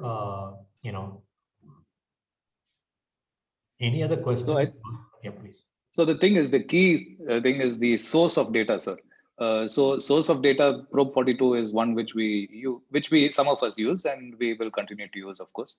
But like this, alternative sources, like for instance, many people look into Crunchbase, for instance. Like you were mentioning the US companies which are having a similar business model. Mm-hmm. So is that, what is the source for such companies at, let's say, a reasonable price? We know that there are certain softwares which are available, which give us all the information we need, but they are priced at, say, 10 lakhs plus. So therefore, the pricing is just too high. So what do you suggest are sources where we can get the information about US companies with comparable models? That's basically the question. US actually is not, and I'll probably try and come back to you, but you're right, is that, see, what happens in the US, financials of private companies not public domain, right? Till 2 months before Facebook was listed, nobody knew the financials of Facebook. That's by very nature US markets. You'll get it in UK and some Europe, but US, it is more, you'll not get this level of detail, no other country you get. In the top 10 economies in the world, at least 6 of them you don't get in US, China, things like that. So we'll have to come back to you on that. We've also seen some of them, but not as reliable, to be honest, right? You'll have to go newspapers or Crunchbase and the likes as they indicate, this is the number, and then we'll have to go with that. I just want to touch upon one more thing, which will be of use, and then before I hand it over to your team, is that we're also adding a new feature, right? So right now, what you see is you'll have my account, my list, and my list, I'll say a list of companies, right? We've been working with a lot of people and people say that, hey, I'm working on a case. I'm working on the case with the promoter and I want to create a team, which I want to share with my own team. So let's say we'll take the case of Akshay Kalpa, right? So I can just go here, purchase for a team, right? Something simple. And then we call it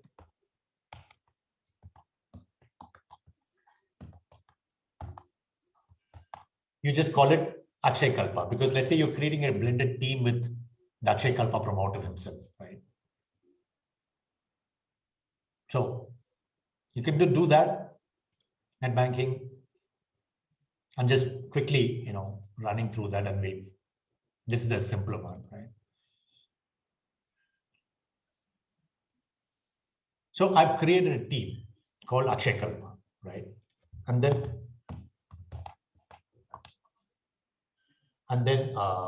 Akshay Kalpa team is there.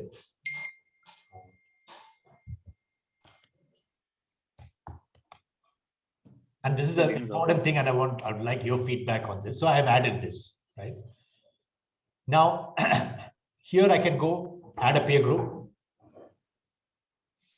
and add one more and more peer group to this list, right? Wait a second. Now, the beauty of this model is that I've added 2-3 companies, and I can add more and more companies. I can add a team member here, right? Let's say, Shilpa, something like this. I invite Shilpa, right?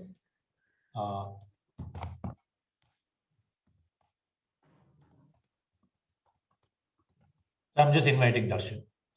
So Darshan can also see the same list. So Darshan will get an invite. So you can do a collaboration where for any specific project, you can invite the founder company CFO, maybe 2-3 people in the team, put together all the peer groups, right? And share it with them, right? So in order to justification to the you just need to add all these companies, and even to the same promoters, you can say, hey, I put in all your promoter group company, everything into one bucket, and you can also see the same list. So not only as you, Shilpa, as Ravi can see it, but the same things visible to Darshan, Shilpa, so on and so forth. So 5-6 people can collaborate on a bunch of companies. So this will make sure that the level of professionalism that you need in these kind of situations is that you can ask the promoter himself to add more peer group companies to the list as he goes by. And this is something that will get released because some of your, the consulting people and chartered accountants raise this as an issue, saying I'm working with 10 promoters and each promoter has got a different set of companies and we can collaborate and share in real time rather than go differently. Sorry, I just want to show company this. for which we are doing valuation. Yeah, let's say, Shilpa, you are working on Akshay Kalpa valuation, right? And you want to put Akshay Kalpa and let's say 10 other companies that you chose. So you can put in all the 10 companies in one basket. That is one. Second, so in your Akshay Kalpa basket, you got 4 companies. Then you can invite your team members and invite the Akshay Kalpa CFO and CEO, all of them also into the same basket. So all of them will be able to see the same company with no additional cost.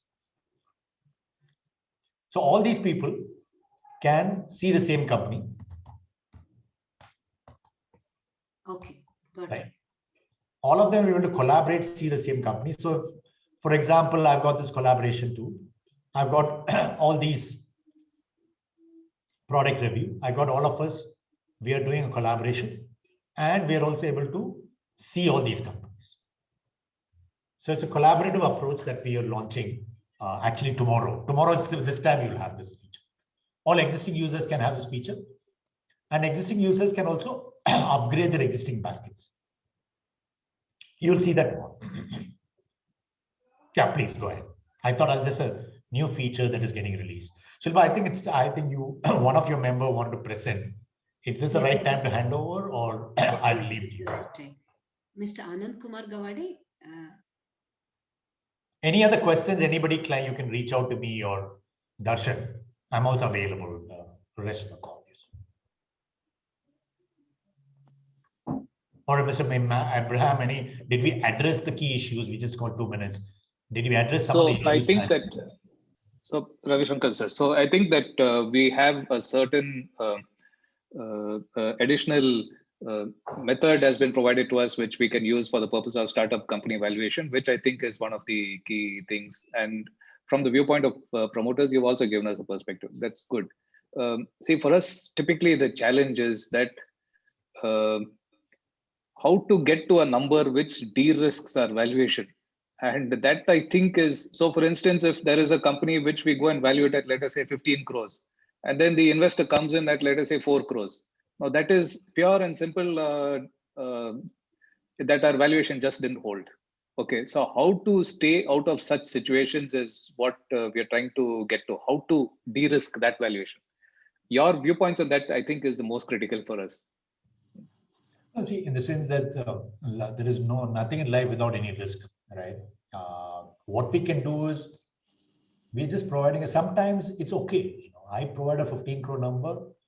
Somebody's provided a 4 crore number. That is different, right? All I'm saying is I provided the 15 crore number based on these evidence. You know, I was speaking with a doctor friend of mine, and poor thing, you know, she did her best, and you know, in the last 3 months, she's seen a fair share of death. And I was saying, you know, you did your best, right? You're a professional. What does a professional do, right? All of us are professionals. I'm doing my best. Now, what is the best, right? I've seen many situations where people don't have basic tools and put together a quick model which doesn't have any basis. That's what we want to avoid. If I say I've looked at your company, I've looked at your own growth, your financials are justified, ratios are justified, I've benchmarked against competition, these are your competition valuation, this is your own valuation, this is how it trended, and therefore arrived at this. After that, you're wrong, it's okay, right? But you got to do the sincere job that is required to arrive at that. And what is the tools that are available today is the only thing that we can help with, right? You got to keep improving the tool, you know. I was in an era where my doctor, we had a compounder, and the guy used to mix the medicines and give it. Today, we got more advanced medicines, but the doctor still makes a mistake. There's nothing wrong with it, but he did approach a scientific basis, a background. And that is the only thing. We can control the process. We cannot control the outcome. So, okay. And I've been an investor for 27 years. I've managed a lot of money, Indian market, US, Japanese, every market that you know. Only I know the number of mistakes I've done. But that's okay. At least I have a scientific basis and a process, and that is more important. Mistakes are based on evidence. That's okay. So let me just come to another alternative situation. See, I've done all of this. Whatever you have said, I've done. I've got to a valuation of a company. Let us say, based on a revenue of, let's say, 25 crores, I value the company at 50 crores. Okay, because it was at a certain stage where 12 months forward, I saw that there was 25 crores of revenue. I valued it 12 months forward at 50 crores, let's say. Now, in the next year, the same company comes to me and say that, see, in the last year, you valued the company at 2 times forward revenue multiple. Therefore, I need you to value the company today. My revenue is today at 50 crores. I need you to value it at 100 crores. My valuation, I think, as per my perspective, is different. Let's say it ranges between 70 and 100. 100 is at the top end. 70 is more likely where the company's valuation lies. Now, here again, he's quoting back my own numbers at me. So, how do I? But you know, the peer group changes. I've been in a business where it is not sales, but let me use approximation as sales. We did probably the first round happened at, obviously there are no revenues that time, so it was infinite. It went to, let's say, 100 times sales. It's diminished down to about 3 times sales because the initial years was so. There, as the thing peaks out and goes closer, you know, there's a plateau stage, there's a growth stage and plateau stage. As it goes closer and closer to the plateau stage, the price to EV to sales keeps coming down, right? So I would say, you know, you got to be able to find other industries where similar trends have happened and to be able to justify it. All I'm saying is there is data. Right. There is okay, I think that others may have questions also. Rajkamalji or Sumit. Yeah, I saw something, you know, there are a couple of other tools like this. But Probe has been, we work with nearly every bank. We believe we are the largest such tool in India, delivering information. I think last month alone, we delivered 10 lakh companies. Every day we deliver about 50,000 companies, used by nearly every bank for credit memo, discovery, ROC search, so on and so forth. There are people like, you know, Rambarite, Zoba, Toffler and all that.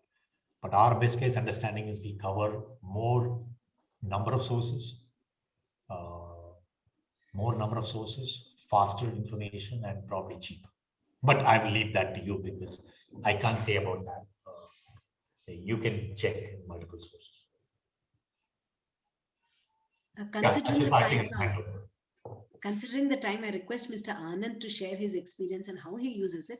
After that, again, we can resume question answer session and formal vote of thanks. Thank you, sir. How much time I have to present? I mean, 15 I have minutes, 4. Anand. Okay. 15 minutes. Okay.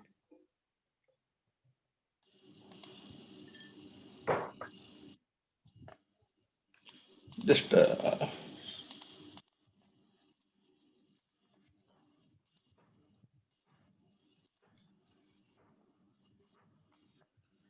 And Mr. Anand, please give your self-introduction. okay. My name is Anand Gowde. I'm from Pune. I'm also a chartered accountant and registered valuer. I mean, almost into practice for 20 years and actively into valuations for like 10 years now. Before even becoming registered valuer, I was into quite active valuation practice.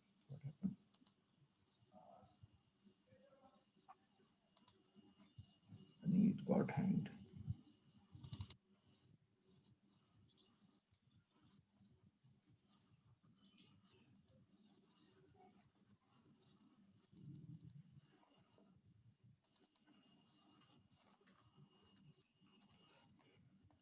Meanwhile, no problem. You can just check and log in, log out. Meanwhile, Yeah. I can make some announcements. Actually, Bangalore Valuers Association, we would like to invite volunteers to have, the roles inside the BVA. It could be as a committee member. It could be education committee. Education committee is more of organizing these programs, identifying the topics, identifying the speakers, communication with them. And we have membership committee, which has to do with renewals, membership, and any of the membership queries. And we have this research committee role also, wherein all these are once we have all the committee in place, the active members in place, then we can the committee itself will decide as to what is their research points, and then the research committee can present their findings. And even the professional bonding also will develop among the committee members within that subcommittee. So we thought this could be a together all of us can benefit. This is one appeal which I would like to make. Along with the feedback form, we will be sending a Google form wherein we will be seeking your interest in getting into all of these committee roles. And any other suggestion also is well accepted, whether you would like to have any specific committee among us, like I suggested, for research we have one, membership we have one, education committee as of now we have one, other than the normal like secretary role, treasury role, president role. All of this is role based but committee based. Any suggestions you have, please directly WhatsApp to me. And that's all for now. Any questions Mr. Ravi Shankar will take before Mr. Anand comes back, correcting his problem.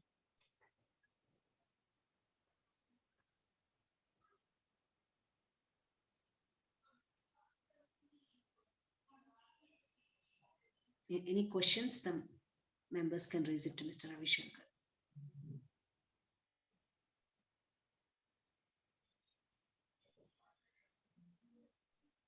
I just wanted to ask Mr. Ravi Shankar, today when we are disclosing in the valuation report, we do a lot of sources of information. And from the authenticity of the information perspective, is there something that we can vouch for in the public, that, or it's like any other Google source of information? When we are, especially for the regulatory requirements, we are giving a source. If we can throw light on the authenticity. No, definitely. I think what you raised is a very, very pertinent question. Now, I would say that every piece of information that we provide is from a filing in a government source, right? It could be MCA, High Court, Supreme Court, NCLT, so on and so forth. So we extract the information provided, and every piece of information we also give a source link to the source document, right? And therefore, in our opinion, this is international standards of disclosure, the underlying document and the source and the data, link, right? Unlike in Google, which is like, in most cases, it's like a, Times of India, Bangalore Times kind of thing. It's gossip, right? Many cases, it's unproven news. We do not show any unproven news. We show only valid news. Now, after that, the P&L balance sheet, is it filed correctly? Is it a correct representation? That is a different thing. We know that it's chartered account is filed.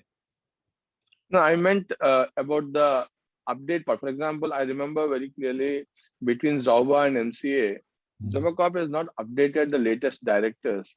It still shows the directors who have actually resigned and some others have taken over. So from that, I'm not talking about what information you capture in terms of the latest source of information. That's what I was checking. Now, what we do is as soon as you add a company to the list, we'll show you the current information, and in less than 2 hours time, we update it with the latest source, and you will get the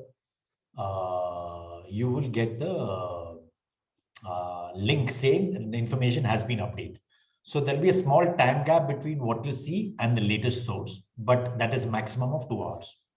It'll be normally be under an hour. That's good. Thank you.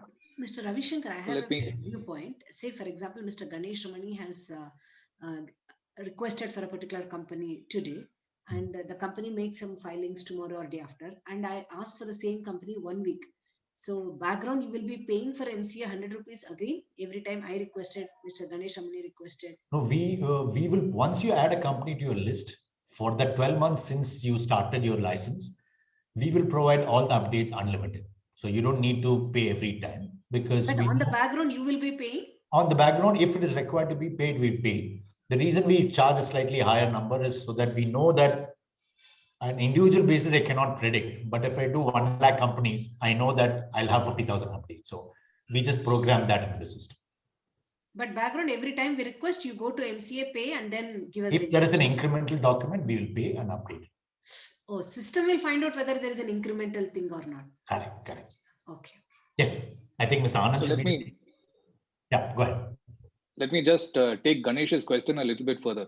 See, now we have, let's say I use a capital line database and for transfer pricing, which has all the numbers of listed companies, let's say, and I get the same information out of probe.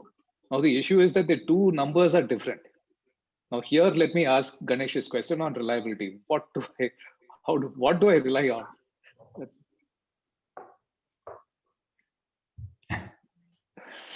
So I'm assuming that your number is from MCA, so it should be perfect. Let me assume that. Yeah. See, 2 parts to it, right? 3 parts to it. There is this disclosure requirement for ROC, disclosure requirement for IT. Sometimes the disclosure in the annual report is slightly different, right? Second is many of them do, you take the data from the annual report and change it. You allocate it slightly differently. But since IFRS is coming, the flexibility to do that is diminished dramatically. So the reason why XBRL, IFRS and all this is important from 2014 onwards is that in capital line prior to 2014, it could be different.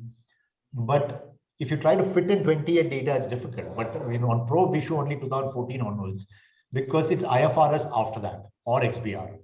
And there it's totally standardized. And therefore, I would much rather go with that because every financial is its best judgment. But the uniform judgment is IFRS or XBRL. And we don't make any changes. Whatever is filed by the company, we just show it. Okay. Yeah, sorry. I think Mr. Anand need to take over. Yeah, sometime, Ravi Shankar. Yes. Hello? Yes. Yeah, sometime you just need to get a quick information about a company and you don't need detailed information, the entire financials, the entire supposing I need to do that, can I keep it outside this 10 or I have to take it as part of the 10 only?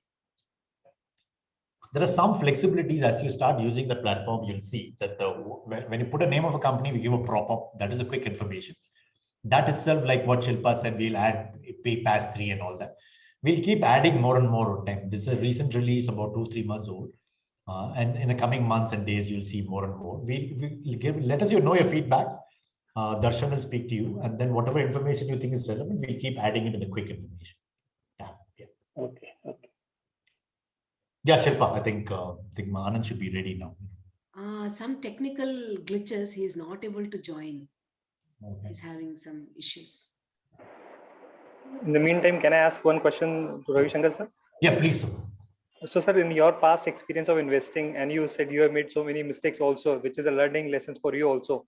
So, in your experience or in your cohort experience, did anyone went back to Valuer and say, "Hey, you missed these things in the valuations," or you question back just for personal understanding? I would say in 80% of the cases happening, you just don't know the yet. See, valuation is not, it's very difficult, right? Last year, Infosys trading at 1,500. Now, last year is trading at 800, right? Now, if I had done a valuation report last year, I would have arrived at 1,200. I would have been wrong last year. I would have been wrong now also. So, I think that there's too much of credences. I've always go with the approach of valuation should be in the range of, let's say, 100 to 140 crore with the 80% probability. If you invest in 100, if you invest in 140, both are fine. But if somebody pays 200 or somebody pays 50 to it, it happens. It's a probability game because it's an inexact science, right? So I have analysts with me and, they put out numbers and, I can't pull them out because I've been wrong so many times. But you can be, Buffett famously put out the statement is that there is no precise number for valuation. There's a range of numbers, right? And what you can predict is a range of numbers with a certain probability range. That's about it. It's an inexact science. If interest rate changes, it has an implication valuation. Business is exactly the same, right? But last year interest rates were 6%, now it is 4%, and therefore it changed. Why? Because cost of capital has changed, right? So peer group analysis, last year Infosys trading at a 14p, now it is 26p, and therefore my company's valuation has changed. I said, well, my company is exactly the same. No, the situation has changed. So it is an inexact science, and I think we should not force ourselves to be exact in this case. We should be a little bit more accommodating. Luckily, we're not flying a plane. If you make one mistake, boom, plane is gone. We're not like that. You can, best case assessment is what you can arrive at. And you can't penalize yourself beyond a point for that. You got to be forgiving. But you got to have a process. You can have a method. And as long as the method is consistent, repeatable, and you've covered all data facts, this is your own company, this is your own history, this is what you projected, this is what your peers have done, this is your peer valuation, this is it. But I've done all the angles. After that, something goes wrong, and I would always go. Plus, the environment is changing, right? There was no COVID, now there's COVID. As things change, people said after COVID, the world will drop. Actually, all stocks have gone up, valuations have gone up. Nobody understands it. And that is the truth. And we got to accept that is a truth. It is a fuzzy world we live in, and we got to live with that.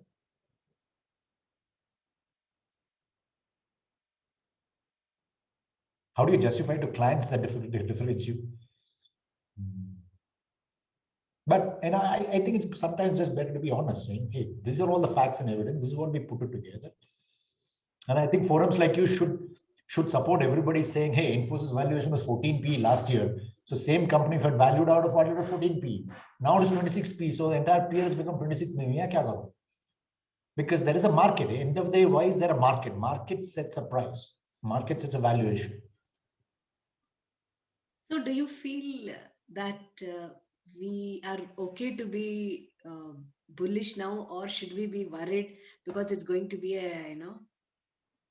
markets are going to fall down every time? It's always good to worry. Bubble around. One thing I've learned as an analyst is always worry.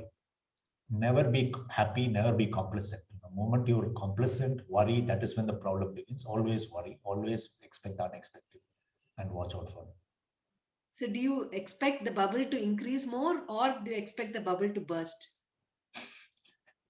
I'm ready for both. You can't, how can you predict?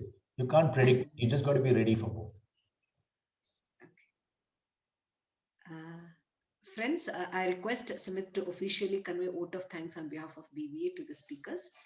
And please continue to stay with us. We will be trying out we'll be doing breakout rooms also after the end of this session. Over to you, Sumit. Thank you, Shilpa. And I owe thanks to Mr. Jaishankar, as Abraham has rightly set out the context in the starting. Ravi Shankar, sorry, apologies. As Abraham has rightly set out the context in the session, that most of the listeners are speakers at various forums, but still we all need to listen to other side of the table, because as a valuer, who is my taker of my report?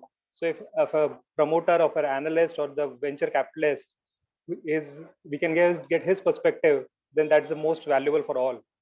And when we speak, we only speak what we know. But when we listen to anyone, we must learn something new.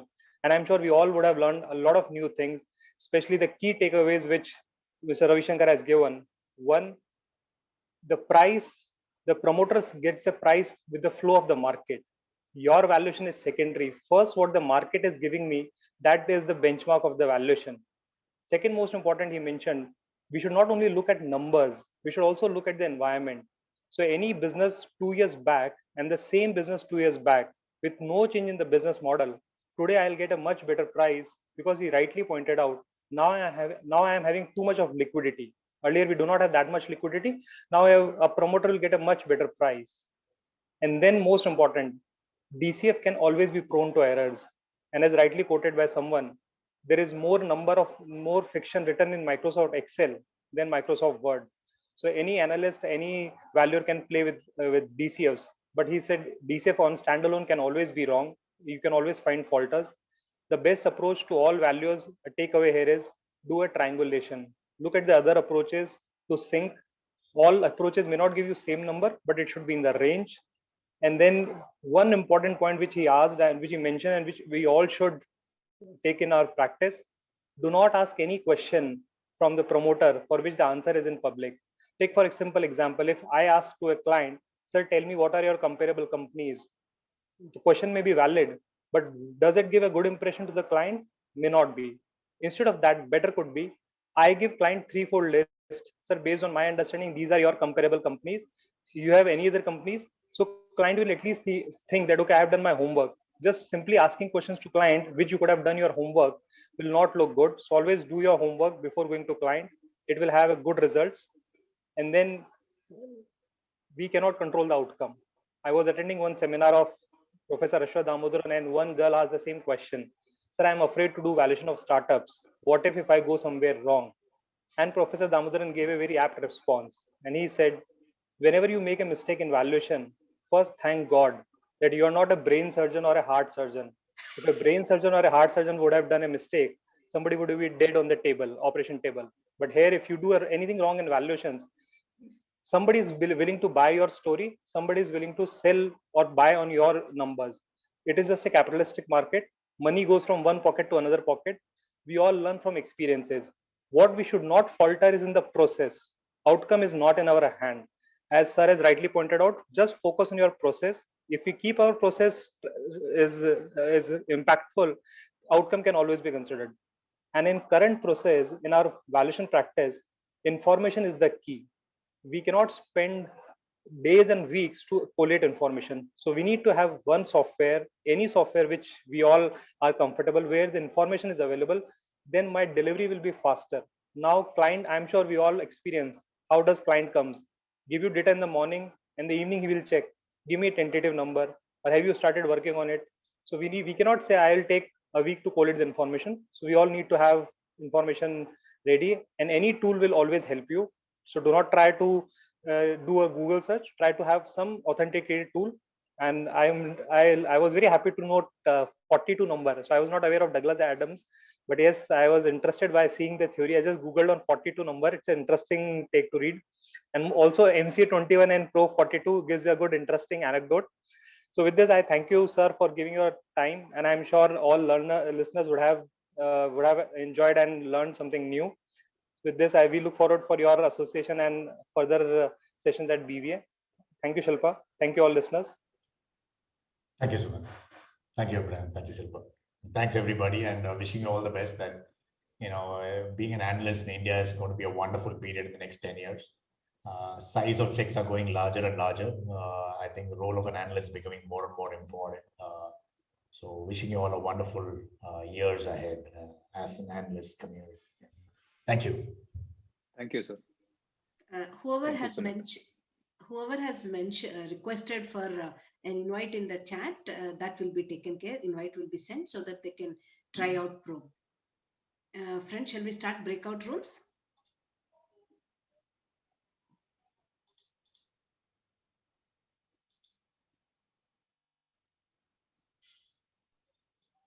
Please join the breakout room.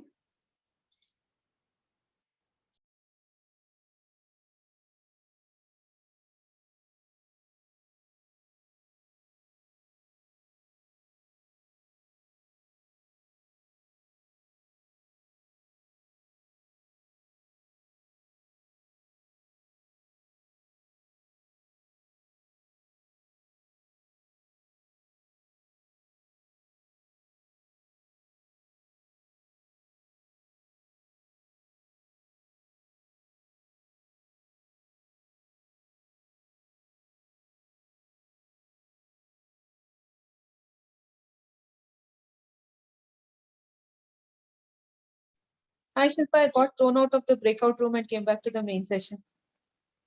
I can't hear you.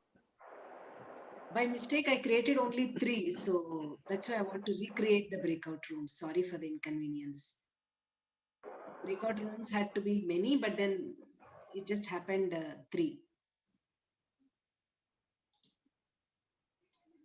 Just bear with me for half a minute. I'll recreate the rooms.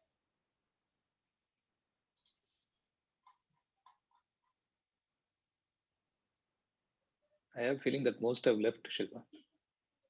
No. All of you have come out, but few of them have not come out. Because automatically they will be in just 10 seconds now. They'll be back to main room. Yeah, here you go. Please join.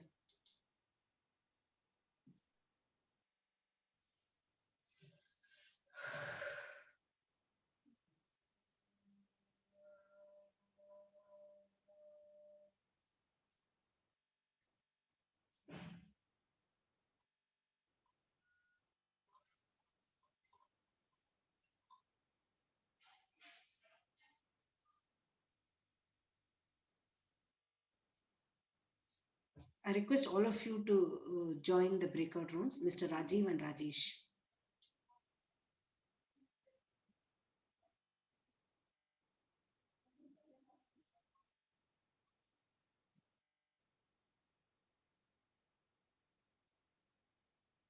Mr. Sabu, you would like to go into any other specific room?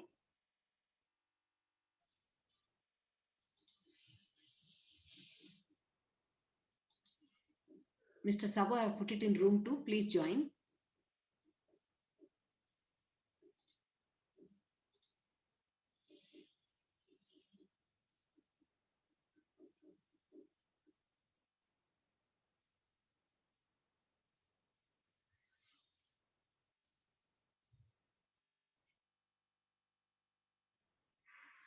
Rajkumar Sarogi, Pranab Chakravarti, Chandrasekhar, Ravi Chandra, Rajesh, Ravi Verma.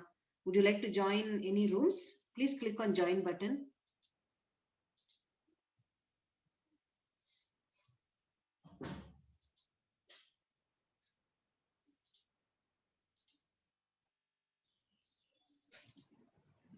There is no button to join.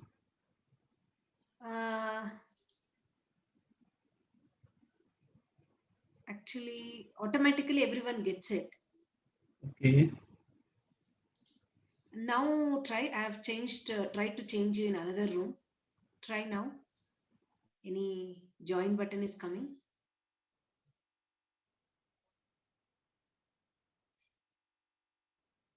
Rajiv Verma, would you like to join any room? Pranab Chakravarti.